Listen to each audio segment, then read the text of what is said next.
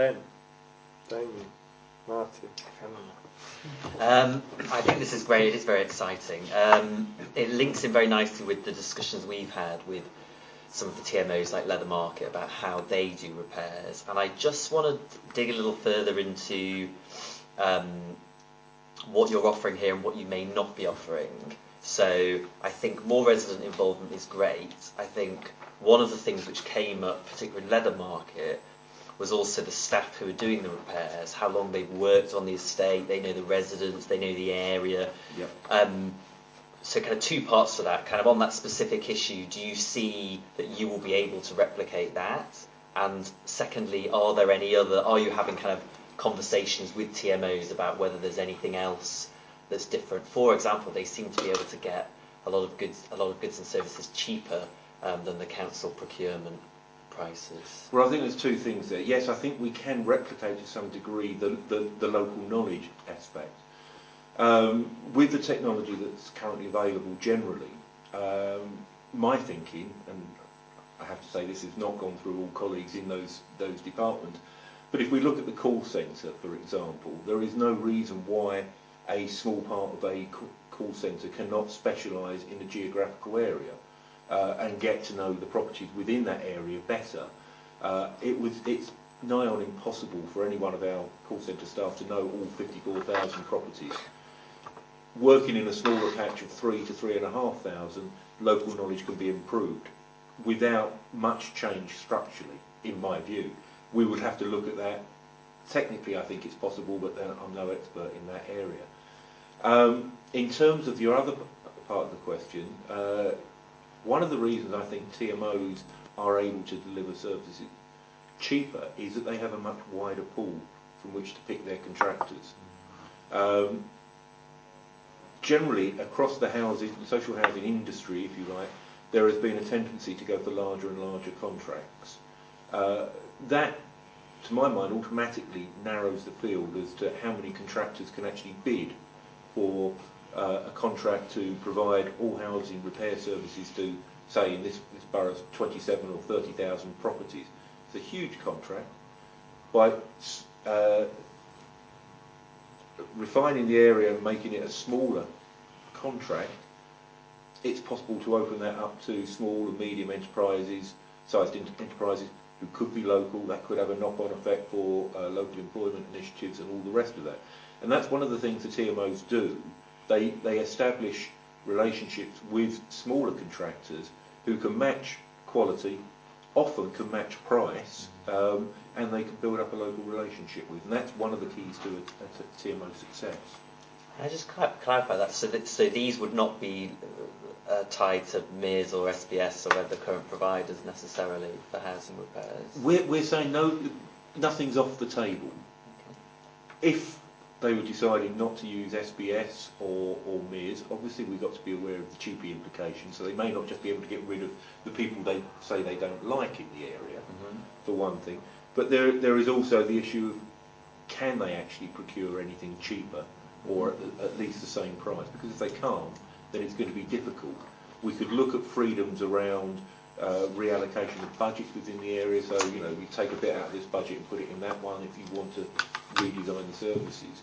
As far as I'm concerned, everything's on the table until we can rule it out for some technical or financial reason. Great. Yeah. Just an observation, really. I mean, I read the report and I was probably not a lot the wiser at the end of it. I think it needs to. When I read the report, I think I'd like to see this in a boiled down version, and you've helped tonight with that. So I've got a resident that had a noise coming through their heating system. It was first reported in November 14. Multiple visits to the property, multiple visits to the neighbour's property, although they were hard to find. In the end, it's taken all of this time to work out that actually it is a pipe problem, but it's Thames Water that's the problem. Thames Water don't care. So this noise, which I've heard, I've been a witness of it, it's a nightmare to live with because it just builds up and gets louder through the evening. My point being, and I think it's what we've just been on Ben's point, no one seems to take ownership, especially when the problem becomes more than just fixing a faulty radiator. Yeah. And so when it went to Thames Water, does that mean that Southwark it was, it's not our problem now. Thanks, mate. And I wonder how, with the local involvement, you're going to handle that ownership, because the TMOs own their projects. Leather Market, they will be onto Thames Water. They will do the joined up bit. There'll be no disconnect through the whole process. So from November 14 till now, this resident is still suffering exactly the same problem and having exactly the same issues. So has that element of it been considered? It is. We probably won't be able to replicate that sort of ownership, because Leather Market, even though it's our largest TMO, will still be under 50% of the size of the areas that we're talking about here.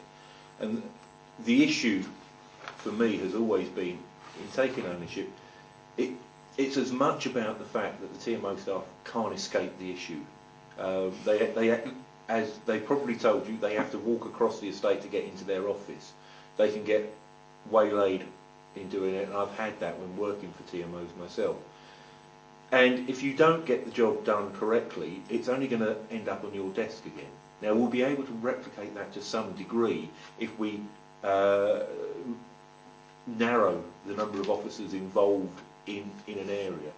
But we're not at the moment talking about going down to the level of most of our TMOs, which on average are probably about 400 to 500 properties, rather than Leather Market is quite big.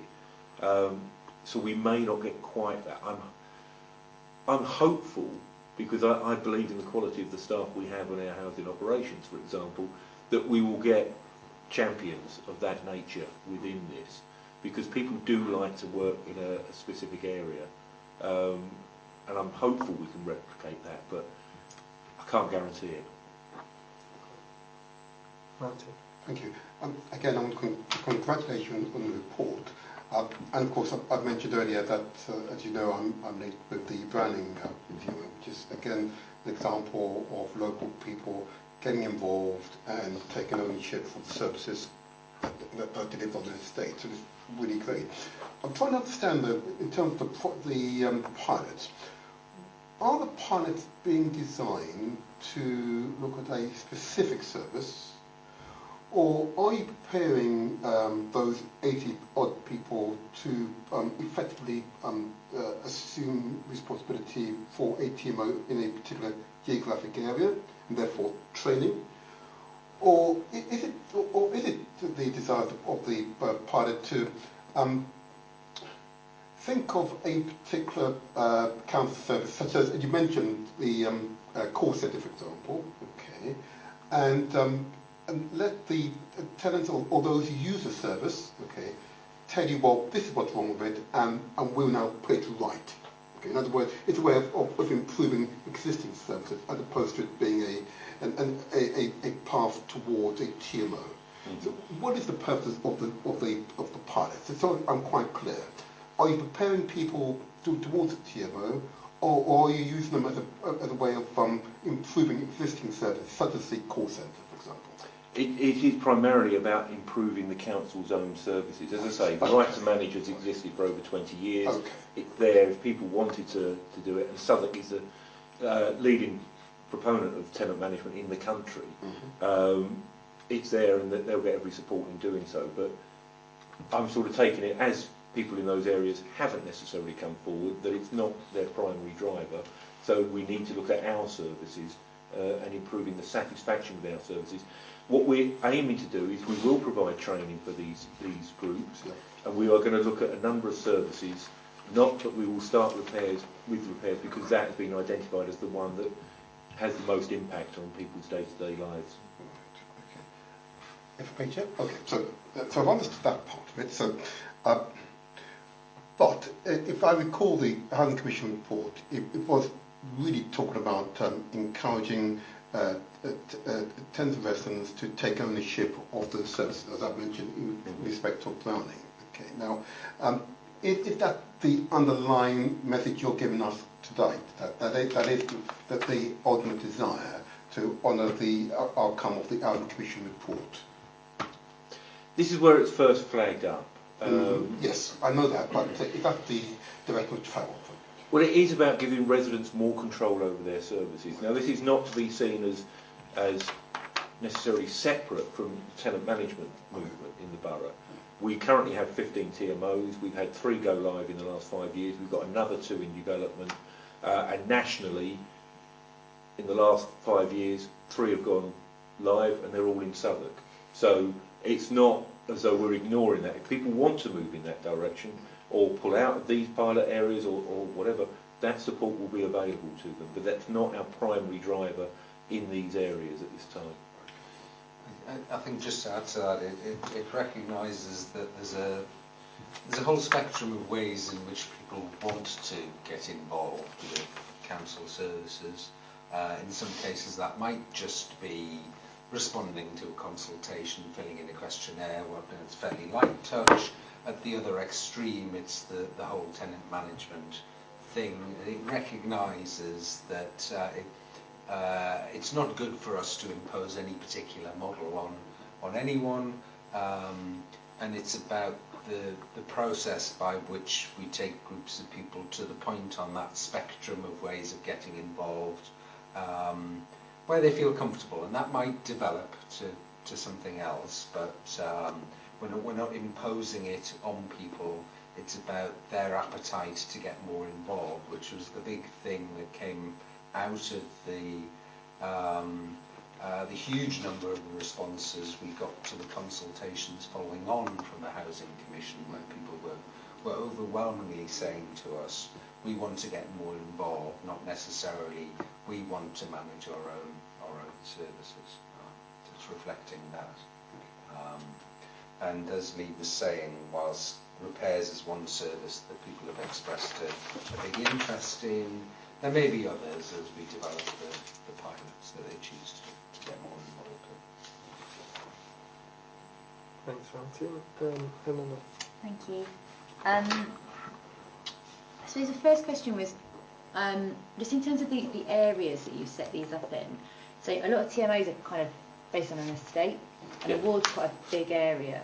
And I know, I was quite disappointed, but I know you came and looked doing a pilot in my ward, and I think there are some very different estates there, and some of them would really enjoy this, and some of them probably wouldn't. And I wondered if you thought about looking at doing it on different areas, smaller areas. We did, and that's one of the reasons I came to the area forum in your area.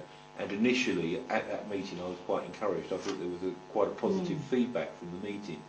But when asking people within the TRA there to take it to the next level, to set something up, it came back, actually we're not so interested in that, and we'll leave it for the moment. So yes, we are looking. We've already had some discussions in Rotherhithe, for example, just outline discussions, and it's there, and if other areas want to take it up, the aim is to make this process available to everyone. And could they take it up on an estate level rather than a ward level? Do you think it works in that way? The one thing I'll say about Southwark, yeah, we're open to anything. And I mean that in terms of the tenant management organisations, and I keep referring to those because that's my background here. When the leather market originally came to us, what they wanted to do wasn't possible. It wasn't in statute. So we rewrote it. We rewrote the management agreement. We rewrote everything, and that's now part of the statutory process because we did it. So we're open to what people want. If there is a drive for people to explore a different way of working, then, as I say, there are the obvious financial constraints, but where we can, we'll deliver that. Just want to follow up, if I may. Have you thought about the experiences of both leather, I can talk about Browning, and there are these 2 others, whereas you use the term that is too burdensome is because they perceive that they're used to we've got to manage repairs, a sudden awesome undertaking, you're in full-time work, so I understand why they get nervous about it. If you say to them, hold on a moment, I've identified a really competent manager who could manage services on this or these neighbouring estates, okay. What he or she requires is feedback from those he or she will serve. you don't have to do the work. This person has all the professional qualifications to deliver, and it will be the local coordinator. What he or she needs is for you to feed in what are the issues and support him in pushing those issues through to conclusion. Now that, I suspect, will yield a far more positive response from those enthusiasts who respond. That was the approach we took for the Okay. sessions last summer. Okay. We made it perfectly clear we're not asking you to do the jobs you're paying us to do. Right. That's why we're here. We're Right. the professionals. We'll deliver the service. Okay. But do you want to have more budgetary control? Do you want to have more control over the design of the services? What the priorities of the service should be?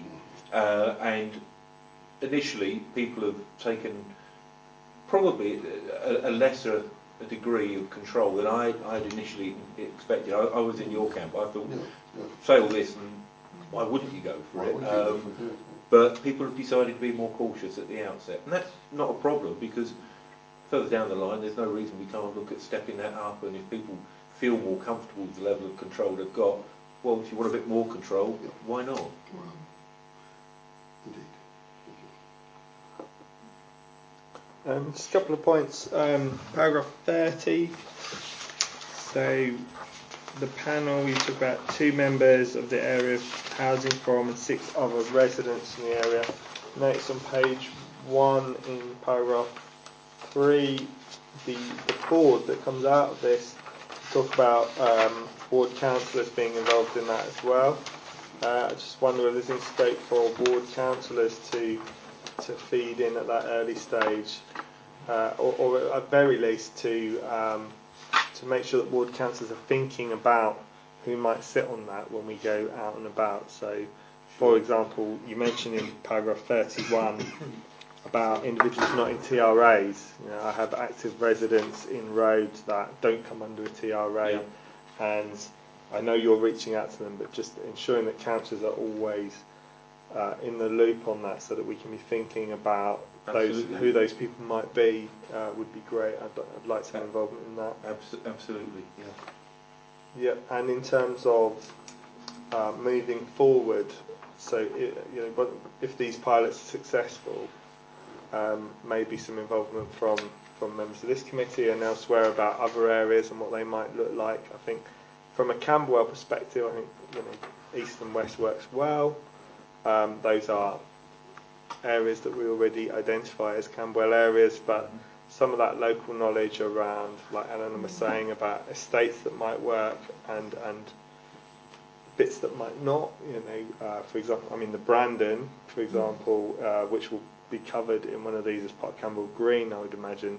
Brandon 3.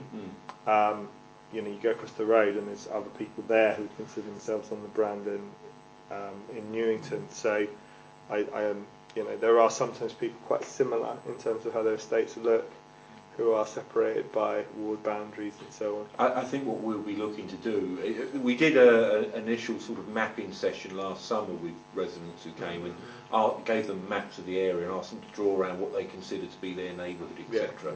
And I think whilst we're going with the area housing forum boundaries at the moment, if there are little tweaks, as you say, it goes across ward boundary, but we'll redraw the line slightly here, then that, I imagine, will happen. There'll be a little shifting around at the edges, I think, as we go forward, and people are concentrating exactly on where we should deliver this and how we should deliver it. Okay. Just a quick one. Have you been to Tenants Council with this and Homeowners Council? Yes. Good. And got a group. Yeah. Okay, that's good. Thanks. Anyone else before we wrap up? No.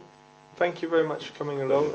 I think it's a great, this is a great step forward especially from what this committee's heard from, for example, Leather Market, about the benefits of residents feeling really involved. And I think from our casework loads and the frustration that some of our residents sometimes feel around that distance from the repair service, this is to be welcomed, and we look forward to hearing more about it as it moves forward. Thank you, Lee. Thank you, Stephen, for coming along this evening. Okay.